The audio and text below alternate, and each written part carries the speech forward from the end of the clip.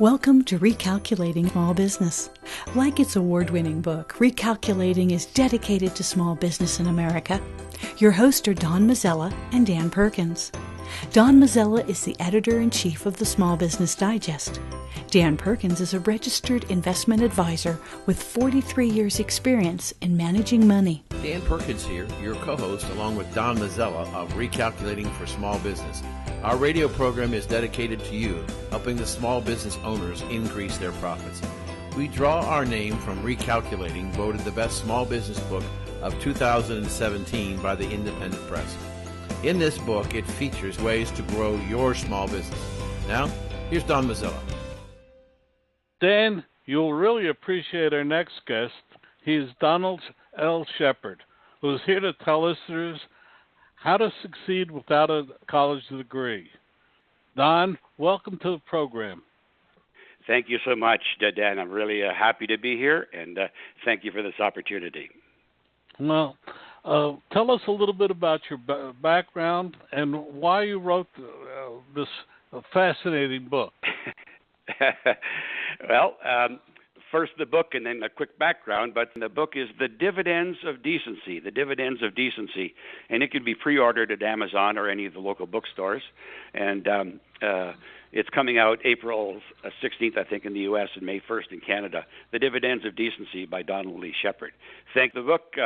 On November the 16th, 2016, I was pretty upset that Donald Trump was elected president, and I felt like I needed to do something. And so the one thing I decided that I should do is write a book and talk about the fact that real leaders, really real successful business people are not like Donald Trump. They're people that have values, morals, integrity, and that in fact is key to being successful in business. So that's why I'm writing the book.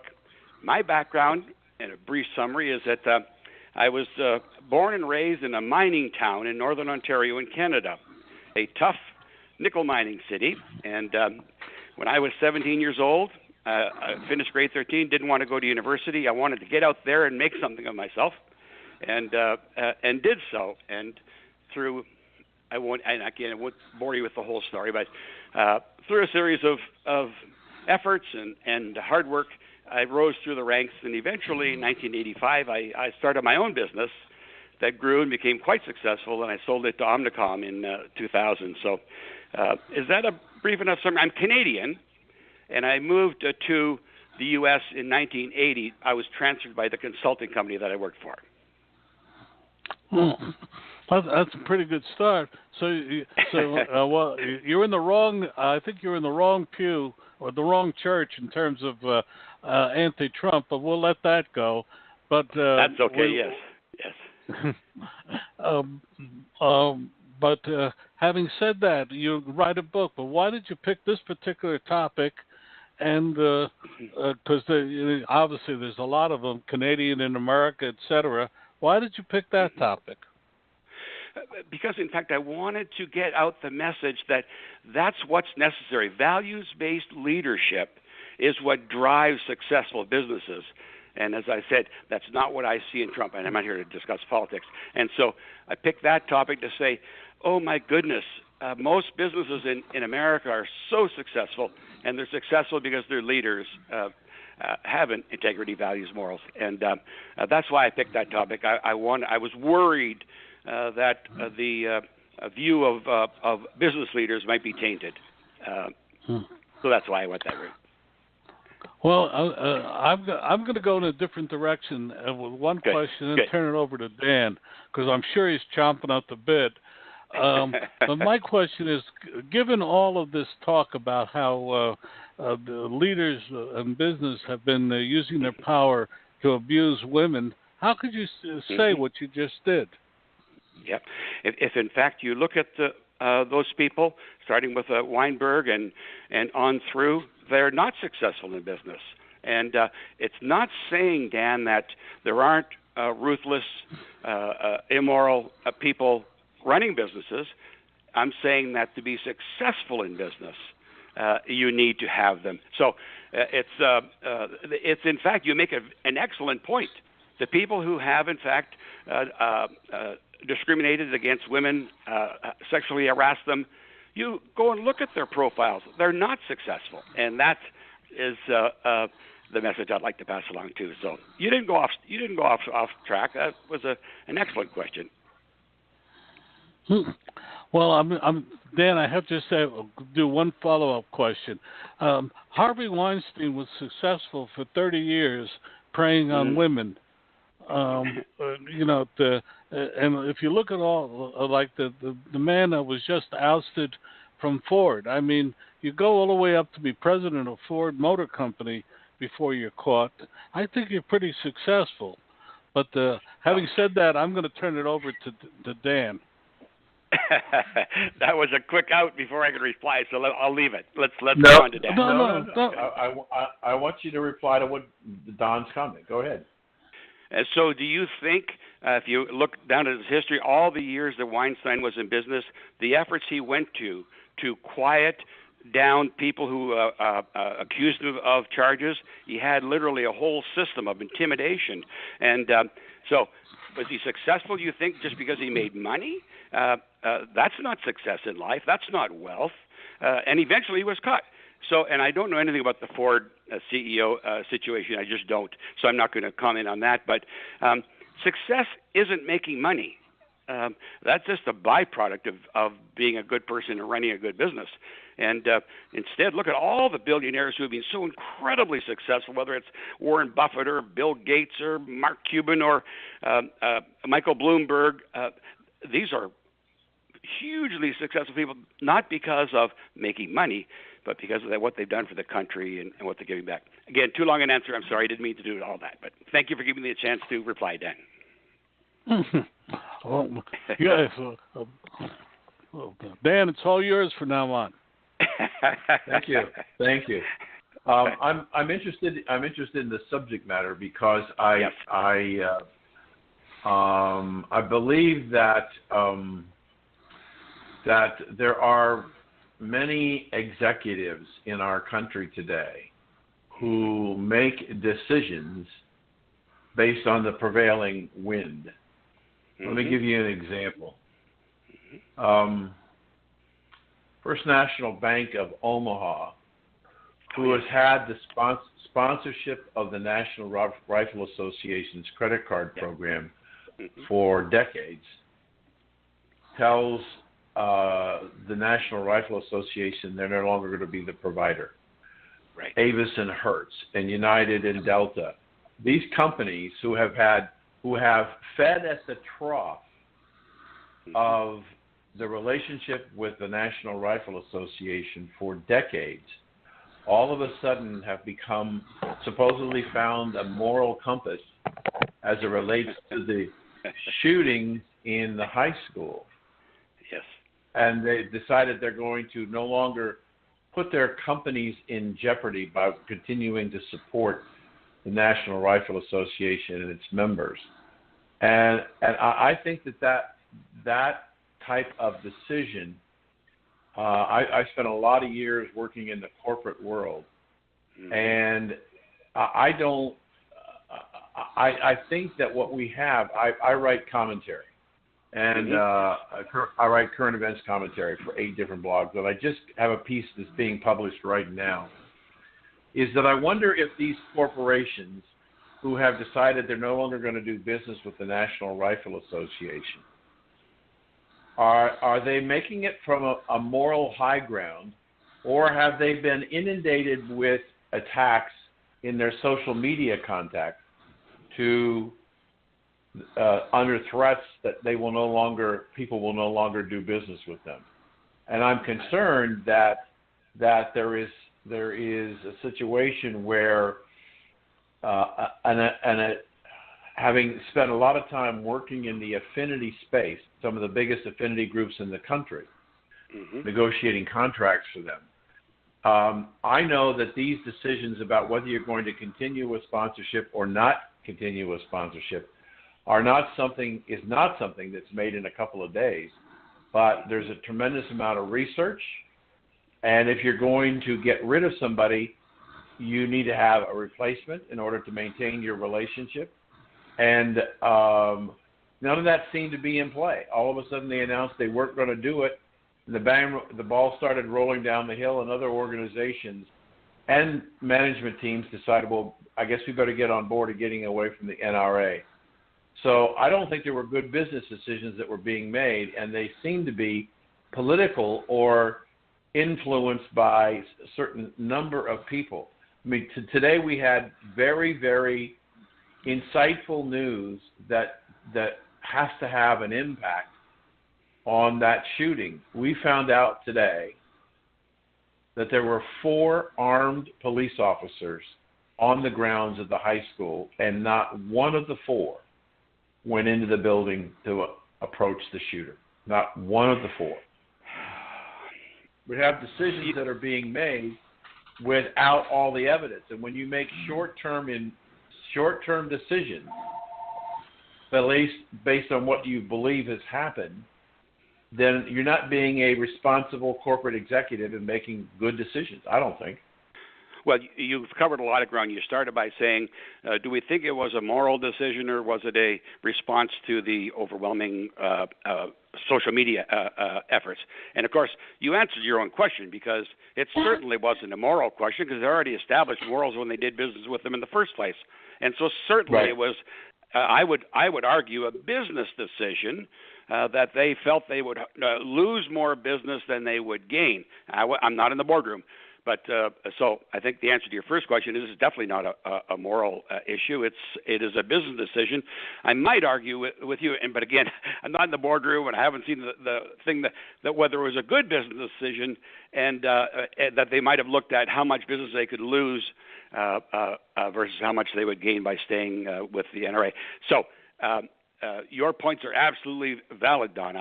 But you mostly answered your own question as you wandered through and examined it all. I don't believe they pulled away from the this is a personal decision with no authority behind it. I don't think they pulled out of relationship with NRA because of the gun issue. I think it was strictly a business customer issue. And the boycott that was being promoted around the country. Again, I've said too much as well, but that's my thought on that subject. Okay, so let's go back to the premise of your book. Yes. And I'm paraphrasing. Yes. You don't need a college degree to be successful. Well, how do you know that's true? Well, that's me, and that's not the premise of the book. The book is that values-based leadership drives success in business, but the question is a valid one. You don't need a degree to be successful. It sure as heck helps. All that I'm saying in there is it can be done, and there are ways, and I'm a perfect example of it. The 17-year-old out of a mining town, poor and all the rest of it, no connections, and how I worked through the system and became quite successful in multiple areas. But so it can be done. It's not easy, and it sure would be easier if you had assets, if you had connections, if you went to the best universities. My children went to Duke and Harvard. I mean, I'm not talking about shortchanging them and saying don't get an education. So is your question, what does it take to become successful without a degree? Because I have answers for that. Yeah, the reason why I'm asking I'm fascinated with the subject matter is that I know that based on statistics right now, that about 25% of the people who are graduating from college currently and for the last probably almost 10 years, at least 25% cannot find a permanent job in their specialty. Yep. I can also tell you that plumbers and carpenters and masons, bricklayers, make very, very good livings. In fact, many times make more money than people who are sitting on their parents' couch because they can't find a job. Yep. So that our society has realized that we need some skilled labor in our lives, because we as males or females don't want to figure out how to stop the leaking toilet or change out a broken window or put on a roof or whatever.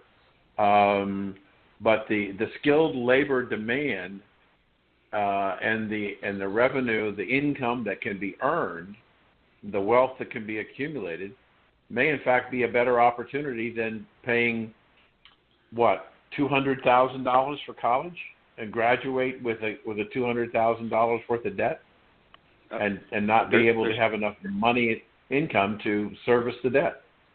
There's no argument from me whatsoever. And you already know this based on your research, but countries like Germany and Canada, where I'm from, they encourage kids coming out of school to get into trades. So there's no question there. The issue of people not getting jobs may be more than just the fact that, it may be much a factor that the degrees they have are pretty meaningless. There's no specialty in it. I mean, you get a 4-year undergraduate degree. It's not giving you any expertise in any area, very rarely, unless you went into economics or accounting or whatever. So coming out with a 4-year degree in most of the majors doesn't do anything for you. Right. The grades you get and where you went to school and the type of education you got is a factor to be able to get an interview.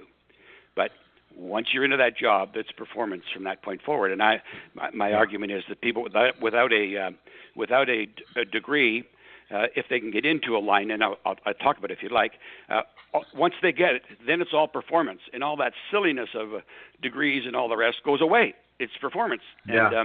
And it's in there, and what you do once you do in the job to have that performance. That's what I know about and a lot about. So I'm with you. I'm with you, Dan, on the issue of trades. It's much better. Most of my family, that's what they are, tradesmen in Canada. All a huge family, and they're just fine. Thank you very much. They don't. Yeah, there wasn't any magic path to a university degree. Anyway, right. I'm wandering again on you. Don't mean to. That's okay. I had a chance to do an interview on another show with a gentleman who was a recruiter for corporations. And I thought it was absolutely hysterical in one of the comments that he made. And he said, so I said, well, what kind of people are you recruiting? Who are you looking for? And he said to me in the interview, he said, I advise human resource people when they are looking at college graduates that if they have a degree and it ends in studies, don't hire them. Yep. Because they're not going to be able to do anything and help you in your corporate world. Studies. And the other thing is that the cost of education has exploded, and that the amount of debt that students come out of college with, or parents who are giving up their retirement dollars to help pay for a college for a child. I'm wondering because of the lack of economic opportunity, which has been so poor for the last 10, 12 years. And this is not an issue about Mr. Trump, but the fact that the economy has exploded under Mr. Trump, maybe there's will be more opportunity for those people who have college degrees. But without economic expansion, I'm wondering if there isn't or wasn't for some period of time a diminishment in the value of a college education. Well, I don't want to wander into politics or policy, but I don't think what you just said a few minutes ago, it makes so much sense that most college degrees don't get you anything in terms of getting into a specific career because they don't teach you specific skills. Absolutely right. That's not changing with an expansion of the economy. And your recruiter that you talked to was spot on. So when I'm talking about people without a college degree, all that's going to matter once they get that first job, and I can talk to that, is performance on the job. And that whole issue will never change. It hasn't changed I'm 70 years old now, in 23 years, and I'm sorry, 53 years, and it's not going to change in the next 153 years. I don't see that changing. If the government goes to offering more trade schools and helping kids get in them, that will make a huge difference. But not the issue whether there'll be more jobs for college-educated people. Manufacturing jobs aren't going to college-educated people. They're going to people in trades and have other skills, I think. I think, and I'm far from an expert in that. Okay, back to you, Don. I'd just love to jump in here, because I have 3 degrees, and but and I only say it because my parents said you had to go to college for the first degree, and the second one was anyway.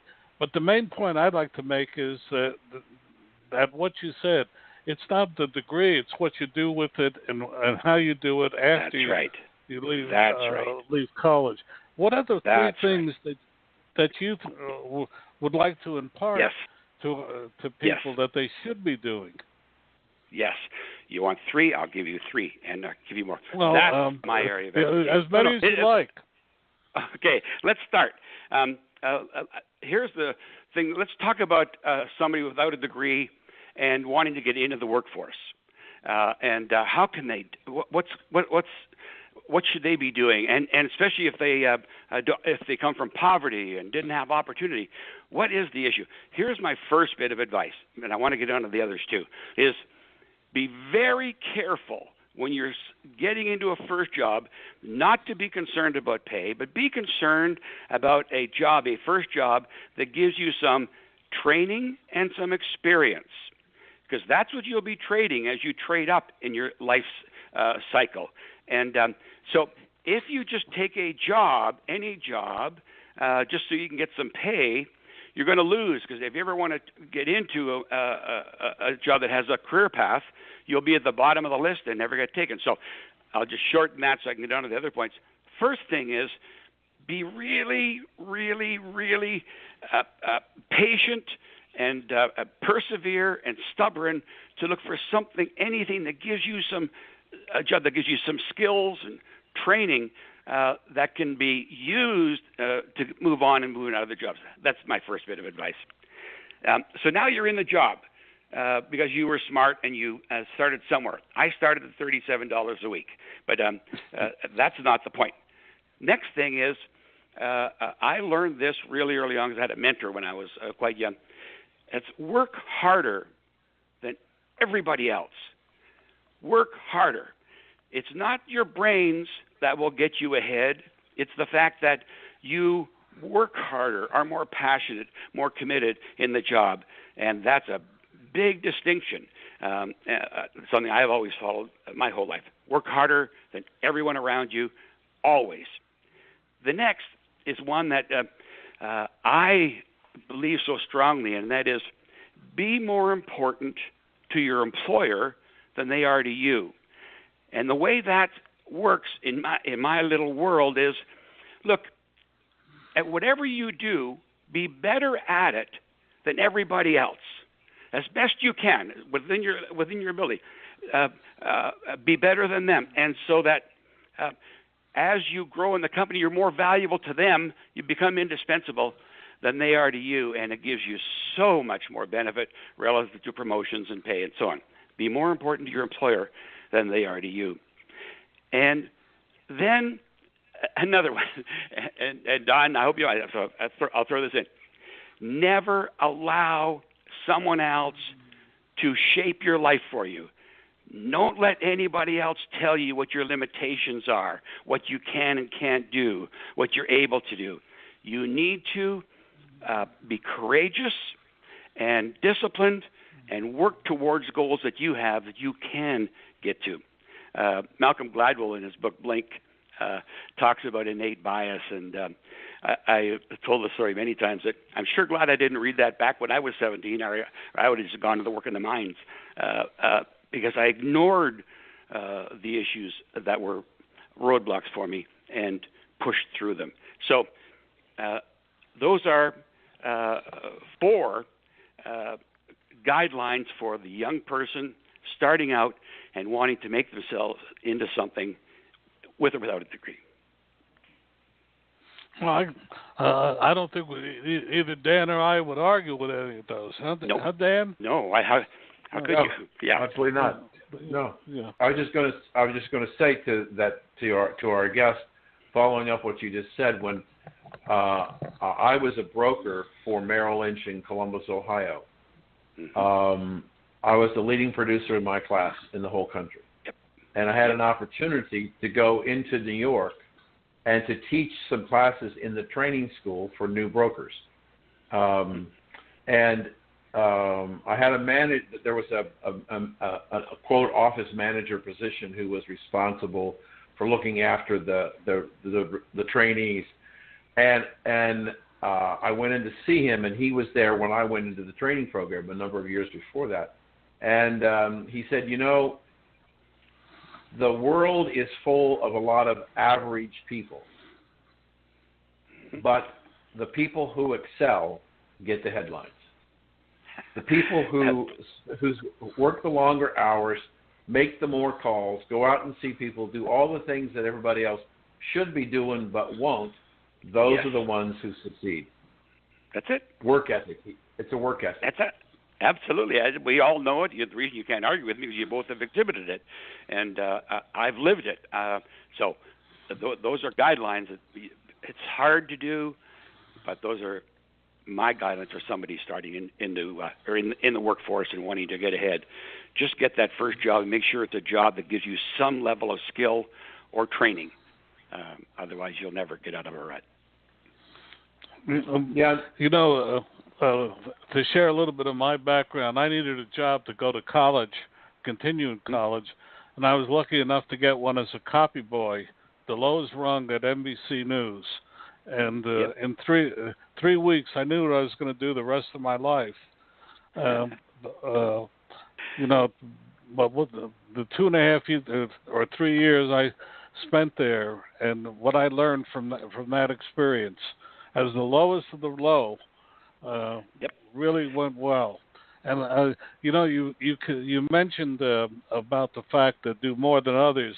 There was a news writer there that she paid. It was a woman, and she, as a matter of fact, was one of only 2 women on the staff, and she paid to have an extra set of wire copied set aside for her, so she could once every 2 weeks or so find that gem of a story, which was the difference in her life. And I remember that because that really set her. You know what the name of that woman was? Barbara Walters. Oh, I'm telling you, what I've just is real life lessons that you just shared. That copy boy job taught you some skills and some training in a field that you're able to be in the rest of your life. That's what I'm talking about. And you made nothing. But that isn't what you got. What you got was a wealth of. So again, we're all in agreement on those basic premises. But that's how you get ahead. Actually, I made more money than you did. I was a union shop. well, good for you. As a copy boy, I made more money. But anyway, the point is that it isn't a matter of the money that why you took the job either. Anyway, I'm wondering again, off track. But it's that don't be focused on.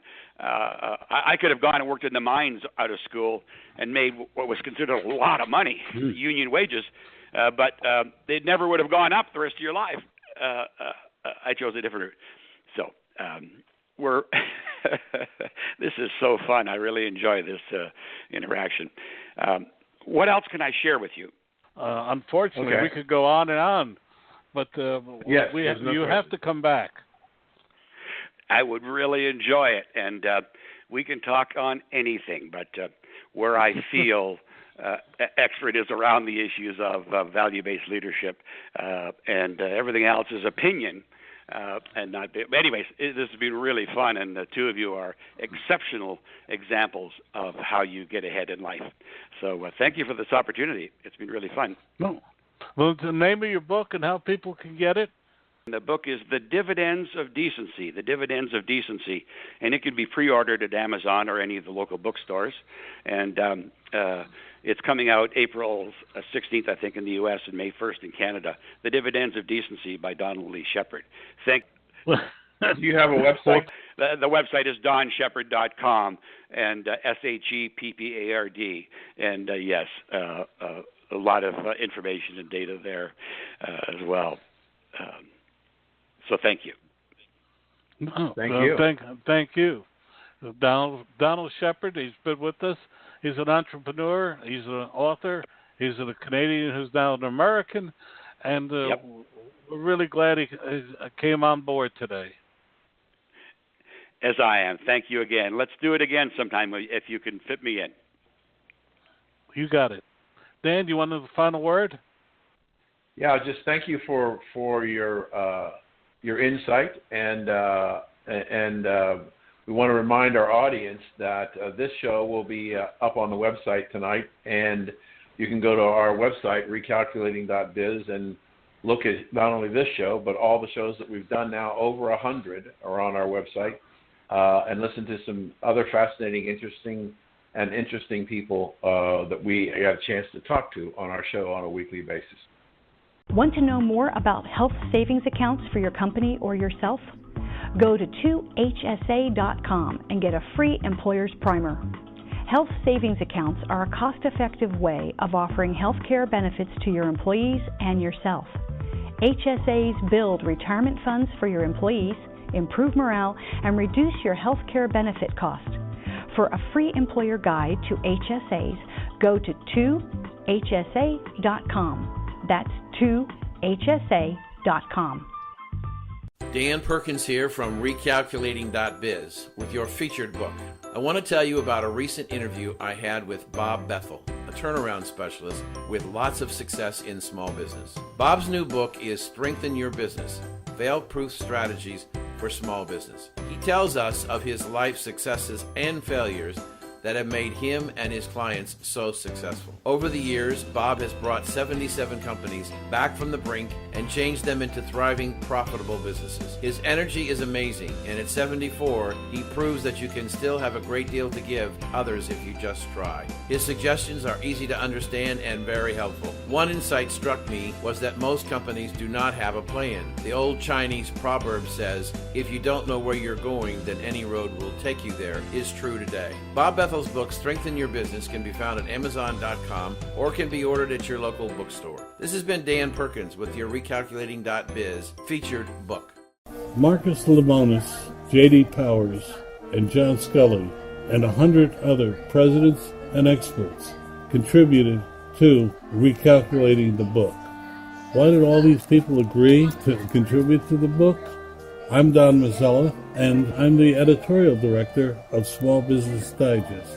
And for 20 years, we have been offering small business leaders information and data to increase profits.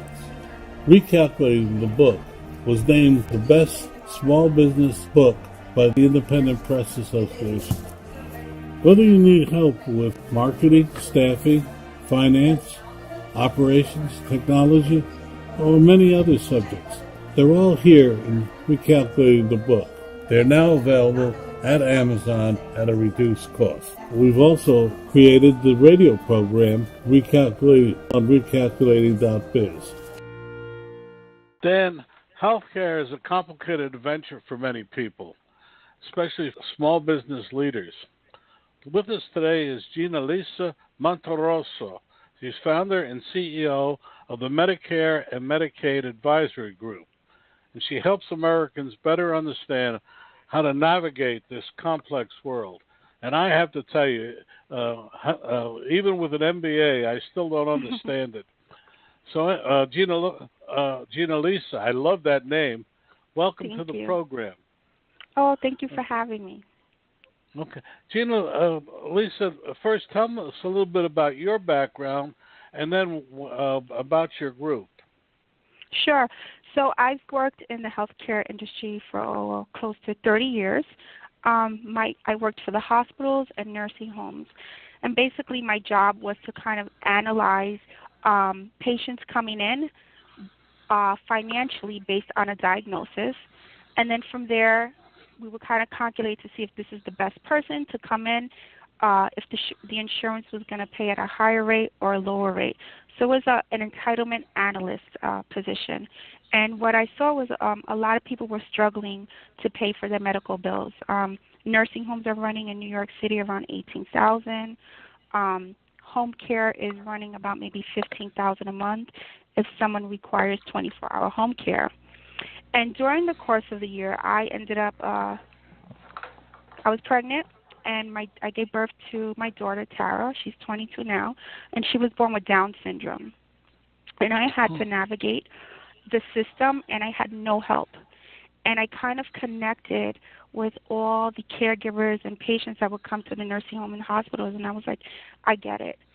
You guys need education. You need someone to hold your hand through this system. And voila, the company was born. Okay, and so tell us now, your company helps individuals and companies to better navigate the system. What do you do exactly? So we work for the community, meaning people living at home, and we assist in preserving all the income and assets so our clients are able to qualify for Medicaid. So when people retire, some people have IRAs, 401ks, and it's a nice little sum of money. What people do not plan for is that a chronic illness. And you can have $100,000 saved up. Once you have a chronic illness, that's going to deplete within a year. So we work with Medicaid and making sure that we're able to get our clients eligible for care, and they're still able to preserve their income and assets. And then we also do education to caregivers because we are never prepared to take care of someone. You know, we plan a vacation, you know, we plan a birthday party, but we never prepare in the event that we have to end up being a caregiver. And our clientele, we work with the aged, that's 65 and over, blind, and the disabled. And the disabled could be any age. Are you centered in New York, or are you just New York? What's your geographic footprint? We are tri-state. I can consult nationally.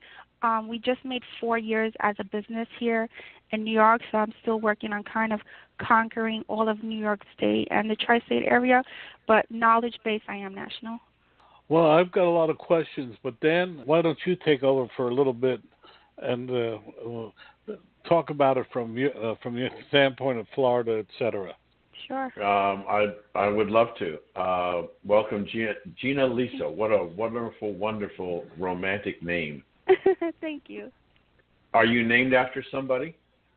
No, my parents could not decide on one name, so they just took the names and put them together. There you go. All right.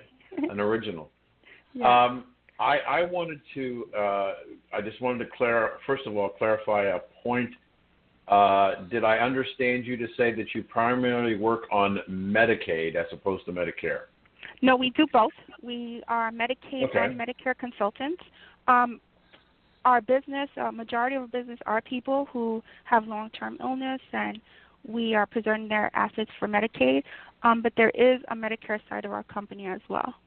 And we assist people in navigating and picking the correct Medicare insurance to get them up and running when they're about to retire. Okay, terrific. Let me ask you a Medicare question. Sure. And if you can answer it, fine. If not, if you want to get back to us sometime later, we'll be happy to put your answer on the website.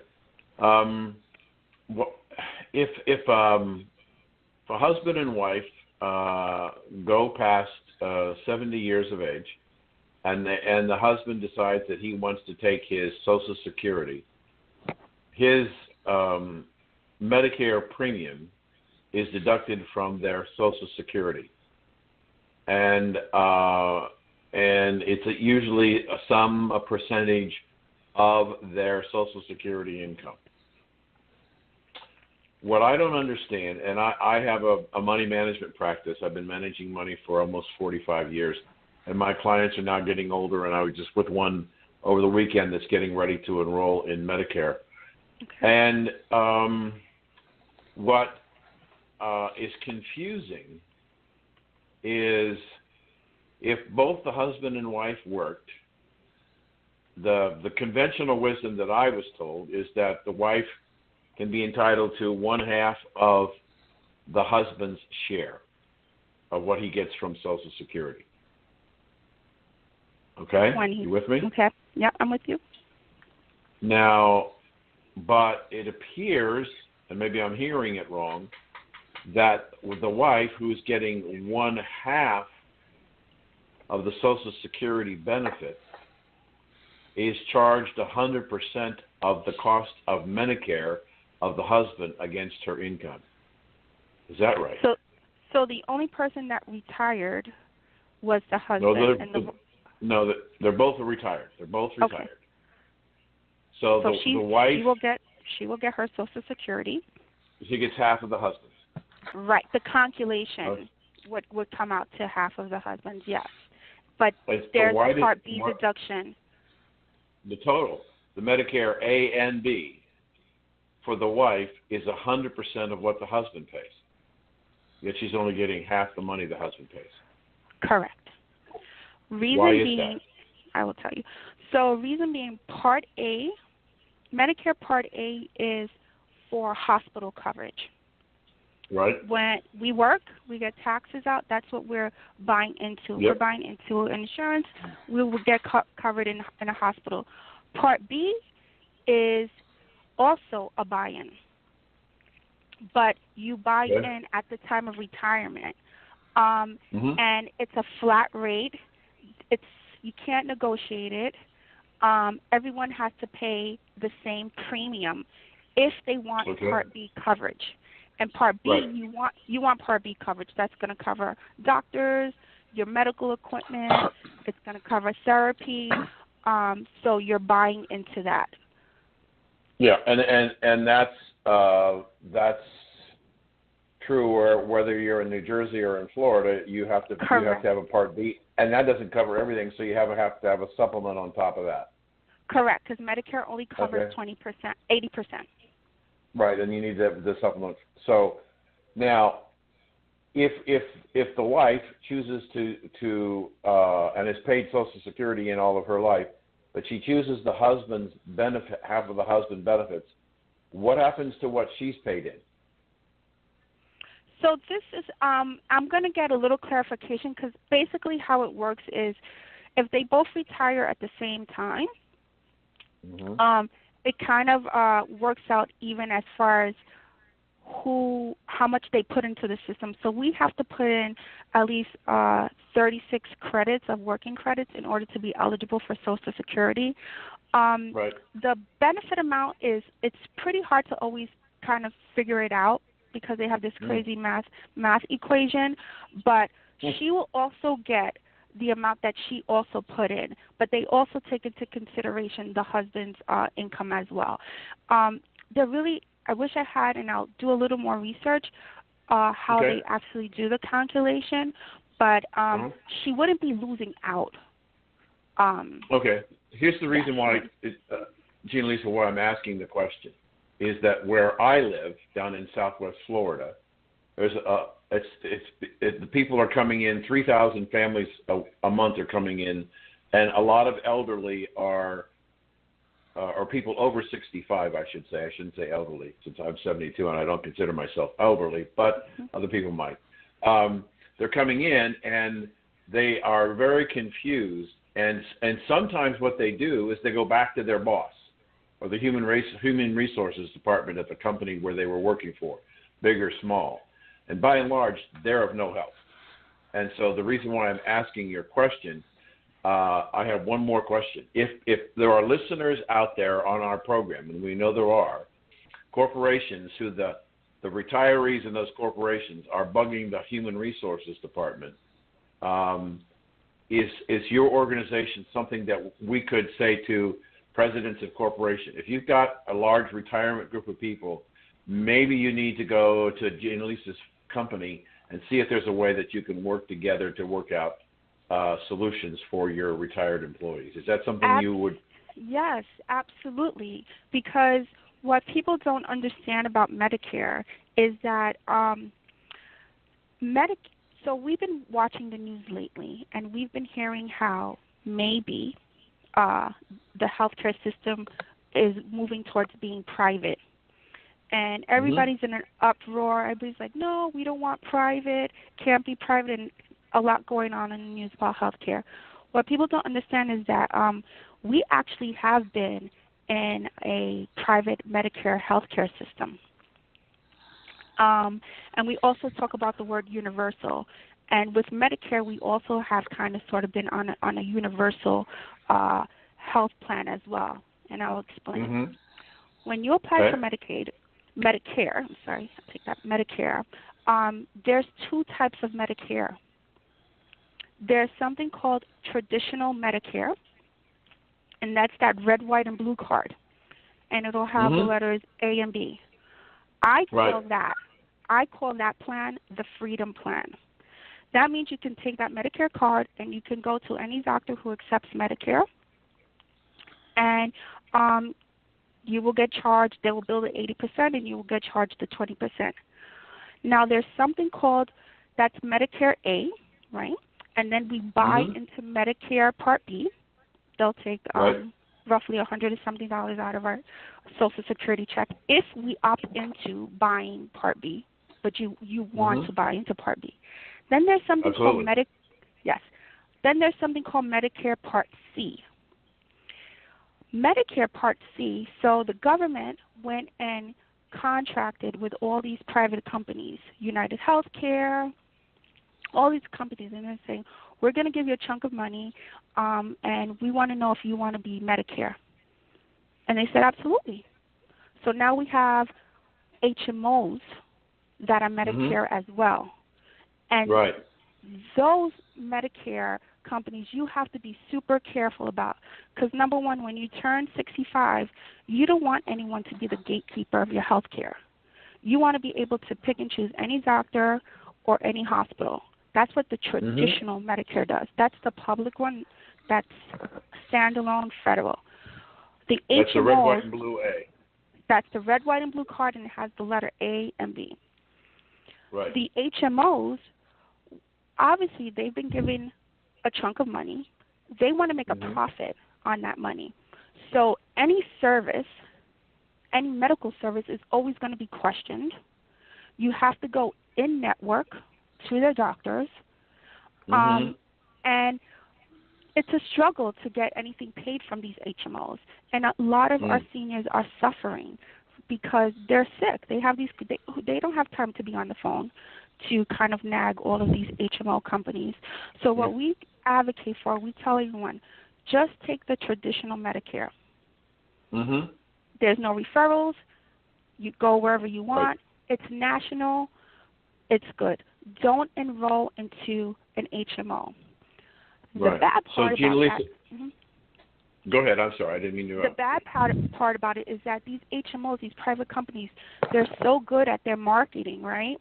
And everywhere, they're at the hospitals, they're at the pharmacies, and, you know, they tell you, oh, this is a great plan, stay with us. And all of our seniors are enrolling into these HMOs, and their care is being compromised by these private companies. Right. So let me just stop here for a second because I want to turn it back to Don. We only have a few moments left. How can people, business owners or individuals, reach your company for advice and counsel? They can call our office, 646-745-9122. And we also have a website, www.mmag.org.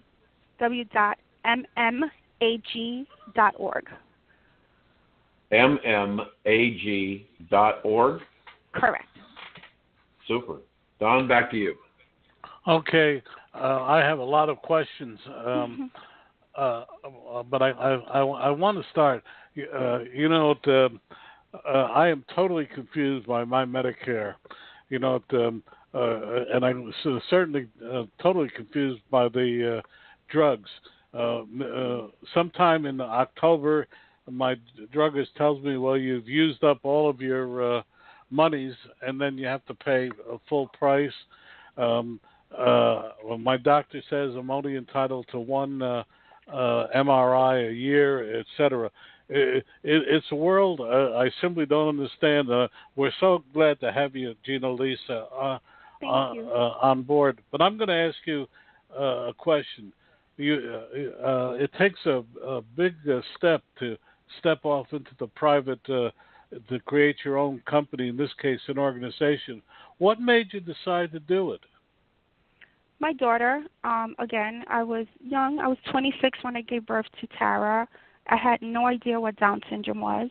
I remember when I gave birth to her, they didn't show me the baby until a day, and I was so worried and concerned. And then they finally had a meeting, and it was a bunch of social workers and doctors, and they told me that she had Down syndrome.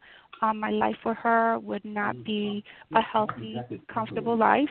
And if I wanted to give her up for adoption that day, there was an adoption agency ready to adopt my daughter.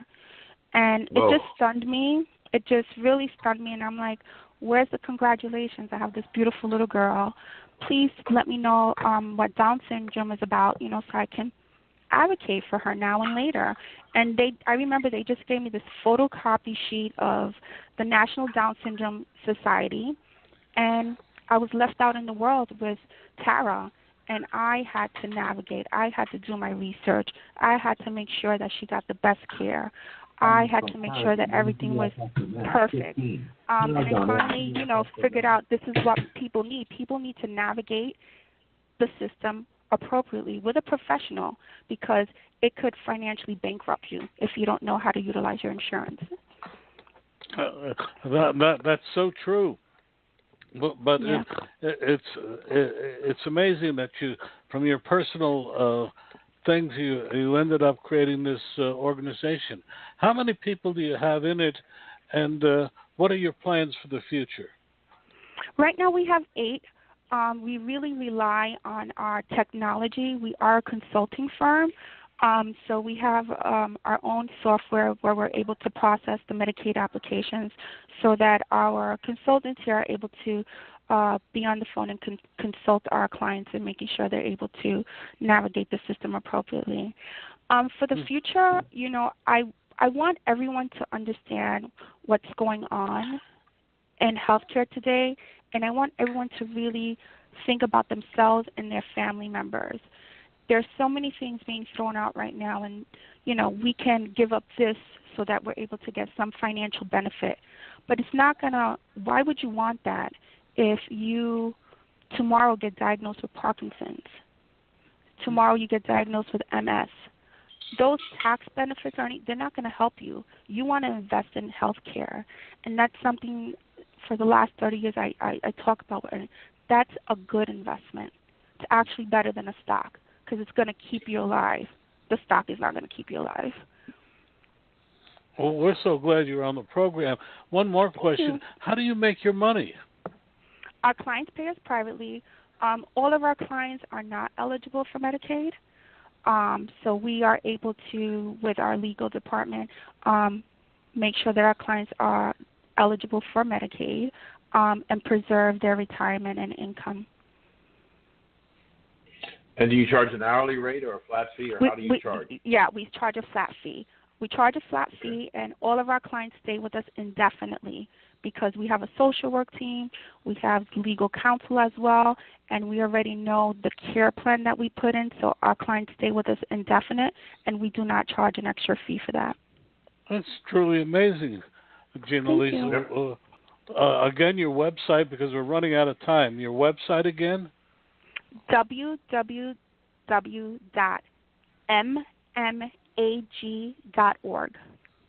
And your phone number? 646-745-9122. Thank you so much for being with us, Ginalisa. Oh, you're welcome. Thank you. A link will be on our website tonight, where our listeners can find out more information. Thank you so much. You're very welcome. Thank you for having me. Thank you. Bye-bye. Bye. Tell me, Dan, tell me about your latest book. My current book that's coming out, I should say, is Why Can't Grammy Remember Me? And it's really the first book written for children between the ages of 9 and 12 and their families dealing with dementia. Dementia is a growing problem with the elderly in the United States and around the world, and we are not very well informed about what's going on, what's happening. So I wrote this book in the form of a mystery. And I have two little girls, 9 and 12, who have a magical power to seem to be able to find things that are lost. And so they go to their dads and moms and they say, we work all over the neighborhood helping people find things, and we seem to find things. And their dad says, yes, you have a magical talent to do that. And they said, we'd like to start a business to see if we can help other people. So they decided to start a business. The two girls' names are Hudson and Charlotte, and they start H&C's Lost and Found. If you've lost it, we find it. And so they build a business, and they convince the dads to build them an office and a treehouse in the backyard. And they get busy making posters and flyers trying to get customers. And their dads take them downtown, and they put them in the windows and on the telephone poles and light poles. And they go home, and first week goes by, and nobody comes. And the second week and third week, and nobody comes. They're really, really dejected. And the fourth week comes, and there's a knock at the door, and they walk over and open the door, and there's a young man standing there with one of their flyers in his hands. And he says to them, my dad says the reason why my Grammy can't remember me is because she's lost her memory. And your flyer says you find things that are lost. Can you find my Grammy's memory?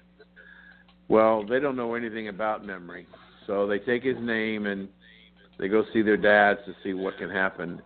And the story evolves into how they learn about what dementia is and what's going on in the body when somebody has dementia. And then they decide, while they can't find their customer's memory, they can help him build the tools to retain her in his memory. And so at the end of the book, there are about 10 to 12, 13 things that families can do together to work on to preserve the memory of Grandma and Grandpa, so the generations can know who these people were. And that's the story. What a great book. When will it be available, and how can people get it? Well, it'll be available on Amazon.com. A lot of people who have read it, who've had moms and dads that have been stricken with Alzheimer's or dementia, tell me that they really now begin to understand what's happening in Grandma's brain. And we took a different approach. Rather than do the typical brain cross-section, I work with the artists, and we design highways in the brain. And there's a brain of one of the little girls and the brain of Grammy. They both have highways, roads, but the girl's brain, everything is green and go. Grammy's brain is full of no left turns, do not enter, stop, no right turns. So all of the messages that need to come from our brain get screwed up, and we can't function. Great illustrations, though. Wonderful illustrations. Well, say goodbye, Dan. All right. Time for us to go. Thank you for joining us. And by the way, if you didn't hear all of today's show, you can go to recalculating.biz, and you can pick up this show and past shows to expand your knowledge as becoming more successful entrepreneurs. Thank you for joining us, and we'll talk to you next week. Don, one of the things we need to do is remind people they can go to recalculating.biz, and they can listen to this show and any show that we've put on the air. So go to recalculating.biz and download our videos where you can actually see and hear the subject matter that we're discussing. Well, Dan, we've had an interesting day today. Mm-hmm. Some interesting guests and lots of things for our business partners, the entrepreneurs of America who are listening to our show, can take and put into productive use. So that's all we've got for today. We'll see you next week. Thank you for joining us on Recalculating.